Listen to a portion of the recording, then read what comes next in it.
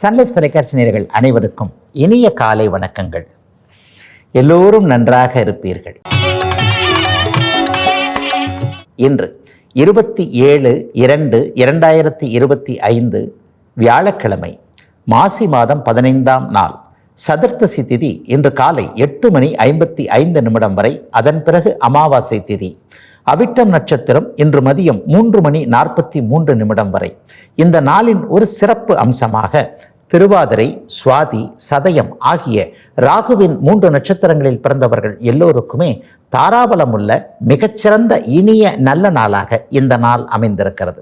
மேற்கண்ட 3 நட்சத்திரங்களில் பிறந்தவர்கள் ஒரு பொருளை விற்பதற்கோ வாங்குவதற்கோ அதன் மூலமான பணவரவுகளை அடைவதற்கோ இந்த நாள் மிகவும் உகந்த நல்ல நாளாக இன்று அமையும்.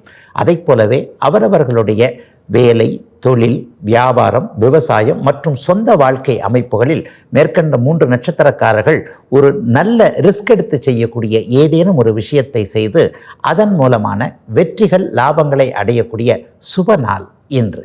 அடுத்து 12 ராசிகளுக்கான இன்றைய ராசி பலன்களை பார்க்கலாம்.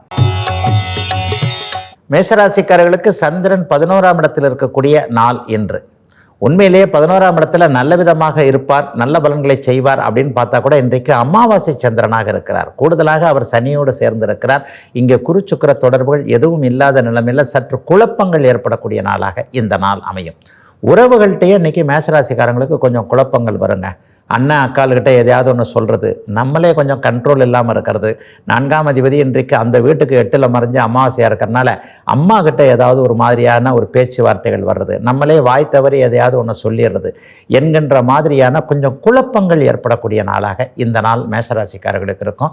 அதனால் எதுலேயும் கொஞ்சம் கவனமாக, பேச்சில் தான் கொஞ்சம் ஒரு நடவடிக்கைகள், பேச்சில் யாருக்கிட்ட என்ன பேசுகிறோம், பெரியவங்ககிட்ட எப்படி பேசணும், வாடிக்கையாளர்கிட்ட எப்படி பேசணும், கூட வேலை செய்கிறவங்ககிட்ட எப்படி பேசணுன்றதை ஒரு சில நிலைகளில் நின்று கவனித்து நிதானித்து பேச வேண்டிய நாளாக இந்த நாள் அமைஞ்சிருக்குங்க. ஆனால் 11ஆம் இடத்துல இன்றைக்கு அமாவாசை சந்திரன் இருக்கிறதுனால பெரிய கஷ்ட நஷ்டங்கள் எதுவும் வந்துடாது. ஆகவே எதிலும் ஒரு நிலையில் சிறப்புகள் வரக்கூடிய நாளாகவே அமைஞ்சிருக்குங்க மேஷத்தினர் எல்லோருக்குமே இன்றைக்கு. ரிஷபராசிக்காரர்களுக்கு மாரகாதிபதியான சந்திரன் இன்றைக்கு 3ஆம் இடத்து அதிபதியாகி 10ஆம் இடத்துல அமாவாசை அமைப்பில் இருக்கக்கூடிய நல்ல நாள் இன்றைக்கு. பொதுவாகவே சந்திரன் கொஞ்சம் பலவீனமானாலும் கூட அவருடைய ஆதிபத்திய அமைப்புகள் நல்லா தான் இருக்கும் ரிஷபராசிக்காரர்களுக்கு. இன்றைக்கு சனியோடு வேற சேர்ந்திருக்கிறார்.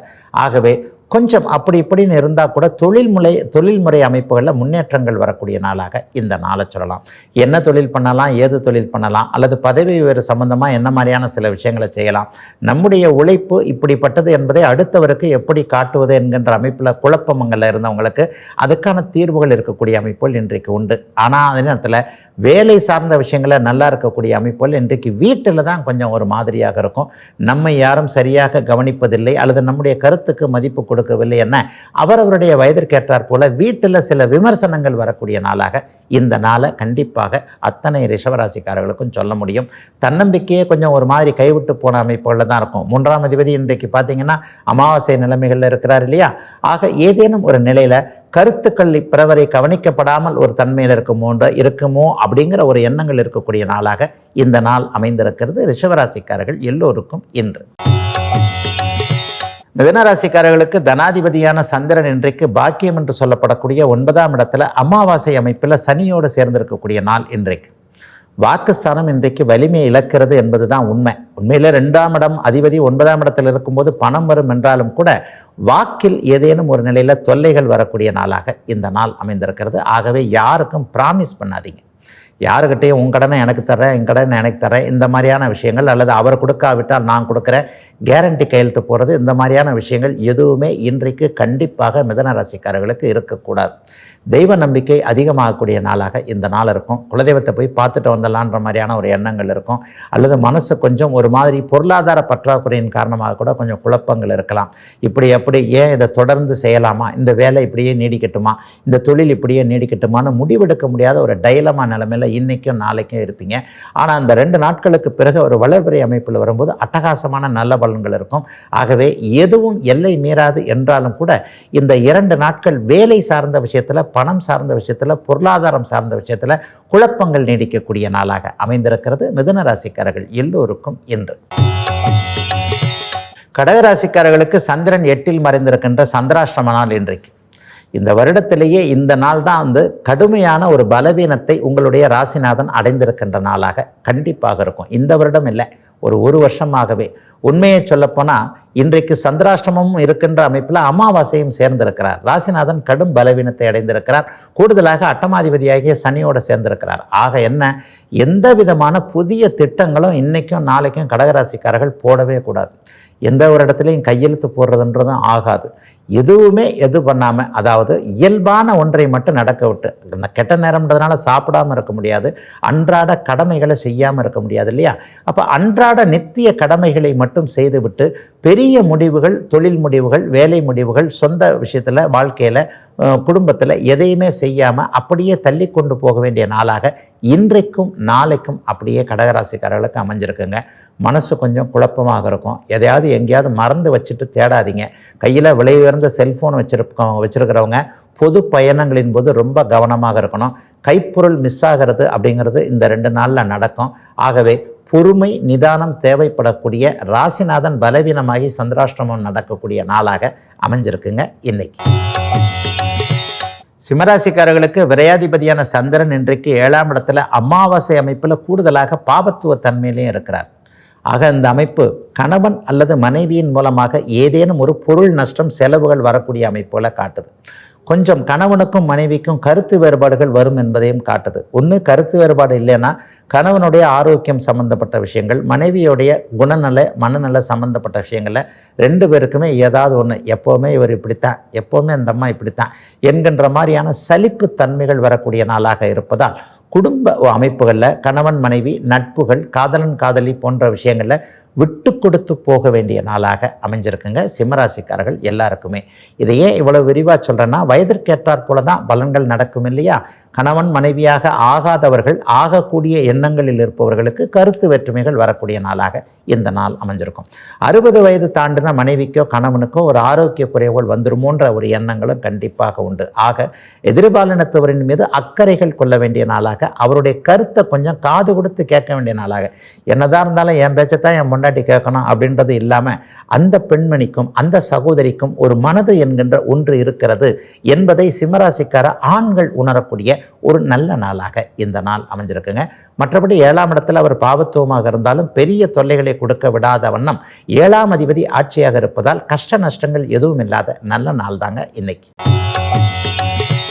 கன்னிராசிக்காரர்களுக்கு 6ஆம் இடத்துல சந்திரன் அமாவாசை அமைப்பில் இருக்கக்கூடிய யோக நாள் இன்றைக்கு. பொதுவாக லாபாதிபதி அந்த இடத்துல போய் மறையக்கூடாது அப்படின்னு சொன்னாலும் இன்றைக்கு அங்கே 6ஆம் அதிபதி வலுத்து இருக்கிறதுனால கடனற்ற, நோயற்ற தன்மைகள் இருக்கக்கூடிய நாளாக இந்த நாள் அமையும். அதே நேரத்தில் அம்மா அப்பாவை பற்றி ஏதாவது ஒரு கவலைகள் இன்றைக்கு கன்னிராசிக்காரர்களுக்கு வரும். அம்மாவுக்கோ அப்பாவுக்கோ ஏதாவது ஒரு செலவாகக்கூடிய நாளாகவும் இந்த நாளை சொல்லலாம். தூர இடத்துல இருக்கக்கூடியவர்கள், வெளி மாநிலத்தில், வெளிநாட்டில் இருக்கிறவங்க, அம்மாவை விட்டு அப்பாவை விட்டு வர முடியாத, ஒரு நைட்லேயே ஏறி வர முடியாத தூரத்தில் இருக்கிறவங்க எல்லாருக்குமே இன்றைக்கு அவர்களை பற்றி ஒரு சின்ன கவலை ஏற்படும்.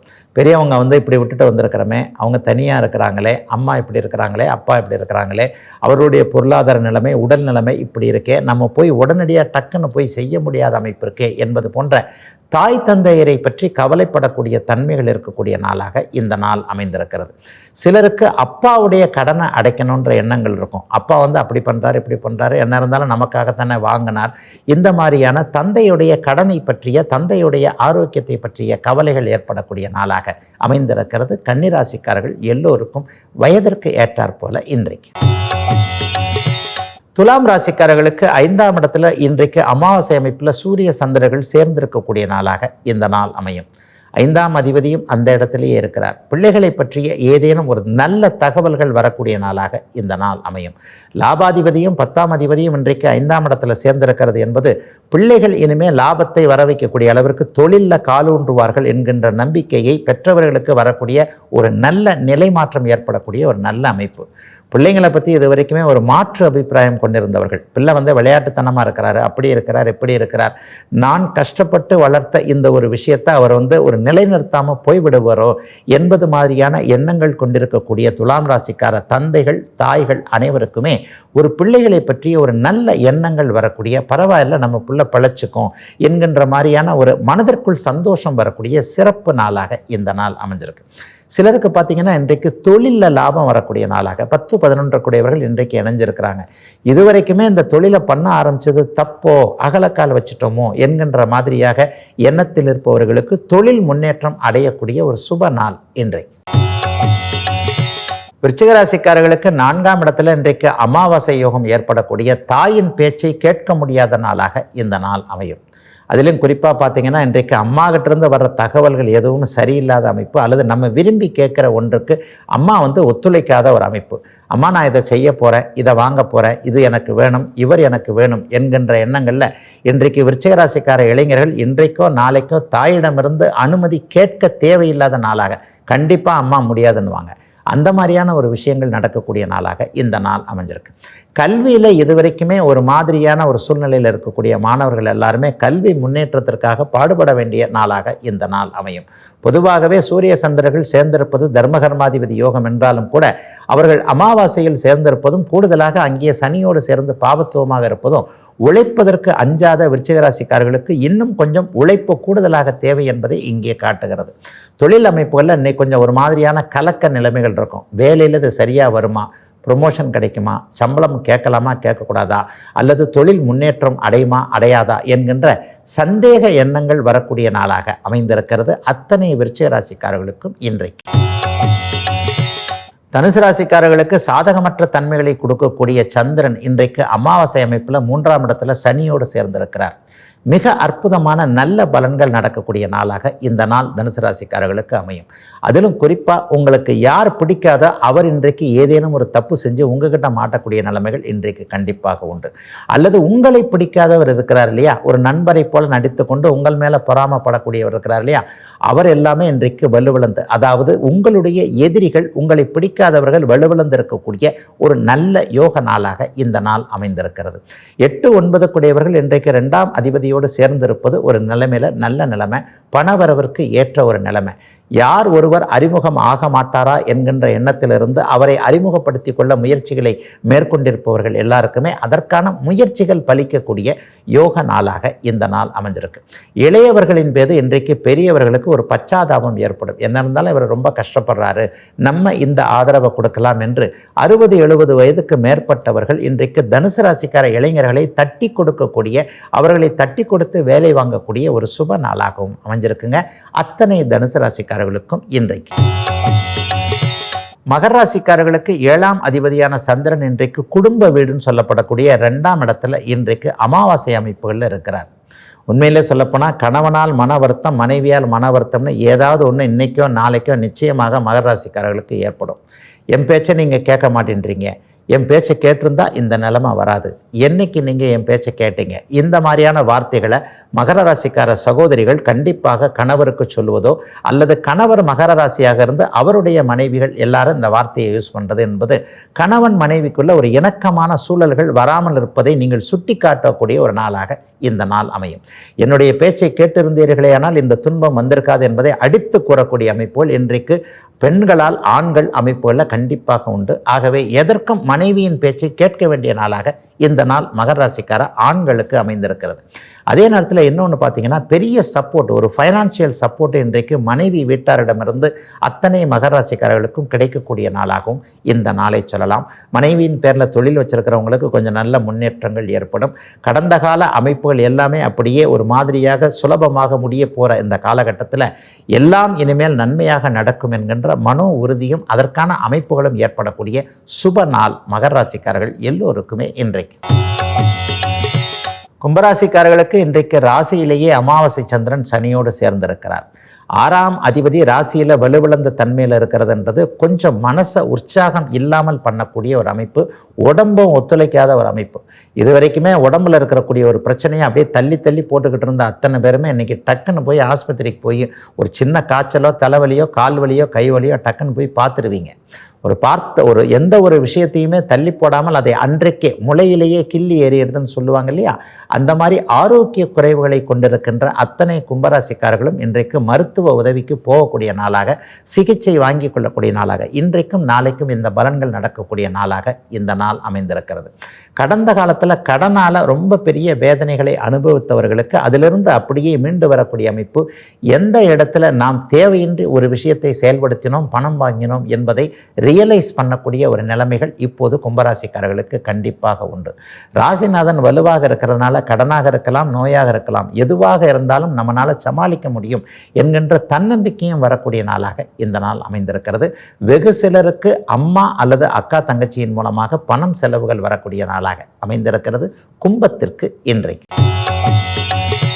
மீனராசிக்காரர்களுக்கு 6ஆம் அதிபதியும் 5ஆம் அதிபதியும் அமாவாசை அமைப்பில் இணைந்து 12ஆம் இடத்தில் இருக்கக்கூடிய விரயங்கள், செலவுகள் ஏற்படக்கூடிய, தேவையற்ற பயணங்கள் ஏற்படக்கூடிய நாளாக இந்த நாள் அமையும். இன்றைக்கும் நாளைக்கும் கொஞ்சம் பயணத்தை தள்ளி போடுங்க. எப்படி இருந்தாலும் முடிவில் ஒரு சின்ன இக்கனாவை வச்சுட்டு தான் அந்த பயணம் முடியும். சில பேர் ஏற்கனவே பிளான் பண்ணி வச்சுருப்பீங்க. ஒரு மாதத்துக்கு முன்னாடியே டிக்கெட் வாங்கியிருப்போம், ஒரு மாதத்துக்கு முன்னாடியே வரேன்னு சொல்லியிருப்போம். இந்த மாதிரியான விஷயங்களை நம்ம தள்ளி போடவே முடியாது. அப்போ பயணங்கள் போகக்கூடியவர்கள் எல்லா விதத்திலும் போய் பார்க்க வேண்டியவரை இப்படித்தான் பார்க்கணும், இன்றைக்கி தான் பார்க்கணும், டைமிங்கில் கொஞ்சம் கரெக்டாக இருந்து 10 மணிக்கு ஒருத்தரை பார்க்க போகிறோம்னா நம்ம 10:30 மணிக்கு போகாமல் 9:55க்கே போய் நிற்கிற மாதிரி முன்கூட்டியே எல்லாவற்றையும் திட்டமிட்டு அதன் மூலமாக பயணங்களை அமைத்துக்கொள்ள தேவையான ஒரு கண்டிப்பான ஒரு நாளாக இந்த நாள் மீனராசிக்காரர்கள் எல்லோருக்குமே அமைஞ்சிருக்கு. ஏன்னா 12ஆம் இடம் இன்றைக்கு கூடுதல் பாவத்துவத்தோடு இருக்கிறது. எல்லா நிலைமைகளிலும் இன்றைக்கு தேவையற்ற பொருட்களை கண்டிப்பாக வாங்கக்கூடாது. இன்றைக்கு வாங்கக்கூடிய பொருட்கள் நிலைத்து இருக்காது, நிலைத்து உதவியாக இருக்காது என்பதையும் இன்றைக்கு நாளைக்கு என்கின்ற 2 நாட்களையும் மீனராசிக்காரர்கள் மனதில் வைத்துக்கொண்டு விரயங்கள், பயணங்கள், பொருள் வாங்குதல் போன்றவைகளில் கவனமாக தேவையா என்பதை யோசித்து செய்ய வேண்டிய நாளாக அமைந்திருக்கிறது இன்று. இதுவரை 12 ராசிகளுக்கான இன்றைய ராசி பலன்களை பார்த்தோம். அடுத்து ஜோதிட சந்தேகத்திற்கான விளக்கத்தை பார்க்கலாம். இன்னைக்கு நம்முடைய ஒரு நல்ல இன்ட்ரெஸ்டான கேள்வியை சன்லைஃப் தொலைக்காட்சி நேயர் கேட்டிருக்கிறார். பெரும்பாலும் எல்லாரும் தெரிஞ்சுக்க விரும்புகின்ற ஒரு கேள்வி, ஐயா இந்த குரு சண்டால யோகம் என்பது யோகம் தருமா அல்லது ஒரு மாதிரி தீயமைகளை அல்லது நல்லது இல்லாத ஒரு விஷயங்களை தருமா அப்படின்னு கேட்டிருக்கிறார். உண்மையிலே எல்லார் மனசுலேயும் இருக்கக்கூடிய ஒரு கேள்விதான். முதல்ல இந்த குரு சண்டால யோகம் என்பது என்ன அப்படின்னு பார்த்தீங்கன்னா, உண்மையில் ராகு கேது ஆகிய இந்த 2 கிரகங்கள், கேது குருவோடு சேர்ந்தால் கேள யோகம் என்கின்ற சொல்லப்படக்கூடிய நல்ல அமைப்பு. அதுவே ராகு குருவோடு சேர்ந்தால் குரு சண்டால யோகம் என்று சொல்லப்படக்கூடிய குரு பலவீனமாகக்கூடிய ஒரு அமைப்பை, தீய கிரகமான ராகு குருவை பலவீனமாக்குகிறார் என்பதன் அடிப்படையில் தான் இந்த குரு சண்டால யோகம் சொல்லப்பட்டது. சில பேர் குரு சனி சேர்றதை கூட குரு சண்டால யோகம்னு சொல்லுவாங்க. ஆனால் குருவும் சனியும் சேர்வது என்பது ஆன்மீக உயர்நிலையை கொடுக்கக்கூடிய ஒரு அமைப்பு என்பதால் பெரும்பாலான மூல நூல்கள் குரு சனி சேர்வதை சண்டால யோகம் என்று சொல்லாமல் அது ஒரு மாதிரியான தோஷம் என்று சொல்லிவிட்டு ராகு குரு இணைவதைத்தாங்க இந்த மாதிரியான அமைப்பில் சொல்லுது. எந்த ஒரு யோகமும் கேந்திர கோணங்களில் இருந்தால் அது ஒரு மாதிரியாகவும், 6, 8, 12 அமைஞ்சால் அது ஒரு யோகமாகவும், சுபர் வீடுகளில் அமைஞ்சால் அது ஒரு யோகமாகவும் கண்டிப்பாக அமையுங்க. இப்போ இந்த குருச்சண்டால யோகம் என்பது செவ்வாய் சனியுடைய வீடுகளில் இருந்தால் அது கண்டிப்பாக தீய பலன்களை தரக்கூடியதாக நிச்சயமாக அமையும். இப்போ சனியோடைய வீடுலன்னு வச்சுக்கோங்க, மகர வீட்டில் போய் குருவும் ராகவும் சேர்ந்துட்டாங்கன்னா அது குருவை இன்னும் பலவீனப்படுத்தக்கூடிய, குரு திசை கடுமையான நெகட்டிவை செய்யக்கூடிய அமைப்பு, ராகு திசையை ஓரளவுக்கு நன்றாக இருக்கக்கூடிய அமைப்பு. இதே குரு ராகு சேர்க்கை ரிஷப துலாம்னு சொல்லப்படக்கூடிய சுக்கிரனுடைய வீடுகளில் சுபத்துவமாக இருந்தால் ராகுவிற்கு இரட்டை நிலையாக சுபர்களுடைய தொடர்பு ஏற்படுகிறது. இந்த ராகு குருவோடு சேர்ந்து சுக்கிரனுடைய வீட்டில் இருக்கிறார் என்பதன் அடிப்படையில் மிகப்பெரிய யோகத்தை செய்வார். ஆக ஒரே வார்த்தையில் குரு சண்டால யோகம் யோகத்தை செய்யுமா, அவயோகத்தை, கஷ்டத்தை கொடுக்குமா என்பதை நிச்சயமாக சொல்ல முடியாது. பொதுவான சில விஷயங்கள் ஜோதிடத்தில் இல்லை என்பதை நிறைய இடங்களில் அடித்து சொல்கிறேன். அப்போ சுபர் வீடுகளில் இந்த குருச்சண்டால யோகம் ஏற்படும் பொழுது, அல்லது சுபரின் பார்வை, பௌர்ணமி சந்திரனுடைய பார்வை அல்லது சுக்கரனுடைய பார்வை, இருப்பு போன்றவைகள் கூடுதலாக கிடைக்கும் பொழுது ஒட்டுமொத்த சுபர்களுடைய தன்மைகள் ராகுவிற்கு கிடைத்து ராகு திசை நன்றாக இருக்கக்கூடிய ஒரு அமைப்பு கண்டிப்பாக உண்டு. அதே நேரத்தில் குரு ராகுவோடு சேர்ந்து பலவீனமாயிடுறார் இல்லையா, 18 வருஷம் நல்லா இருக்கக்கூடிய அந்த ராகு, அதாவது குருச்சண்டால யோகத்தில் குருவின் நன்மையை, குருவின் சுபத்துவத்தை பெறக்கூடிய ராகு இந்த 18 வருஷம் நன்மையை செஞ்சுட்டு அதற்கப்புறம் வரக்கூடிய குருதசை இருக்குது பார்த்தீங்களா, ராகு தசை கொடுத்த அத்தனை அமைப்புகளையும் இந்த குருதசை அப்படியே கைவிட்டு போகும்படியே வந்துடும். இந்த இரட்டை நிலை கிரகங்களில் ரெண்டும் ஒரு நிலையில் எப்படி இருக்கிறார் அப்படிங்கிறத தான் பார்க்கணும். ஆனால் அதற்கு பதிலாக ஒரு பௌர்ணமி சந்திரன் இந்த குருச்சண்டால யோகத்தை தரக்கூடிய குருவிற்கும் ராகுவிற்கும் எதிரே நின்று, அதாவது கேதுவோடு சந்திரன் அமர்ந்து அந்த சந்திரன் ஒளிச்சந்திரனாக இருந்து குருவையும் இந்த ராகுவையும் பார்த்தார் என்றால் இந்த குருச்சண்டால யோகம் மிகப்பெரிய நல்ல யோகமாக மாறி ராகுவிற்கும் குருவிற்கும் நல்ல பலன்களை செய்யக்கூடிய 35 வருஷம் யோகமாக இருக்கக்கூடிய ஒரு யோக பலன்களை கண்டிப்பாக செஞ்சுருங்க. ஒற்றை வரியில் ஒரு விளக்கம் இல்லை என்பது தாங்க உண்மை. நான் தான் அடிக்கடி சொல்கிறேனே, விதியை விட விதிவிலக்குகளுக்கு முக்கியத்துவம் கொடுக்க வேண்டிய ஒரு அமைப்புன்னு சொல்லிட்டு. அப்போ குருச்சண்டால யோகத்தில் குரு பலவீனமாகிறார், ராகு வலிமையை அடைகிறார் என்பதே நாம் புரிந்து கொள்ள வேண்டிய ஒரு தத்துவம். இந்த தத்துவத்தில் பலவீனம் அடைந்த இந்த குரு சந்திரனுடைய அதியோகத்தின் காரணமாக மீண்டும் எழுச்சி பெற்றாரே, ஆனால் அந்த பலவீனம் மறைந்து ராகுதசையும் குருதசையும் 35 வருடங்களுக்கு இந்த குருச்சண்டால யோகத்தின் மூலமாக ஏற்றுமதி இறக்குமதி அந்நிய அமைப்புகள் போன்றவைகளின் மூலமாக யோகத்தை தருவார் என்பதும், ராகு பலவீனத்தை மட்டும் அடைந்திருந்தால் அல்லது குரு பலவீனத்தை மட்டும் அடைந்திருந்தால் அவரவர்களுடைய தசையில் மட்டும் யோகங்கள் இருக்கும், அடுத்த திசையில் நன்மைகள் இருக்காது என்பதாகத்தான் இந்த குருச்சண்டால யோகத்தை நீங்கள் புரிந்து கொள்ள வேண்டும் என்பதுதான் உண்மை. இதுவரை 12 ராசிகளுக்கான இன்றைய ராசி பலன்களையும் ஜோதிட சந்தேகத்திற்கான விளக்கத்தையும் பார்த்தோம். மீண்டும் நாளை காலை இதே ராசி பலன் பகுதியில் உங்களை சந்திக்கும் வரை உங்களிடமிருந்து விடைபெற்றுக் கொள்வது உங்கள் ஜோதிடர் ஆதித்ய குருஜி.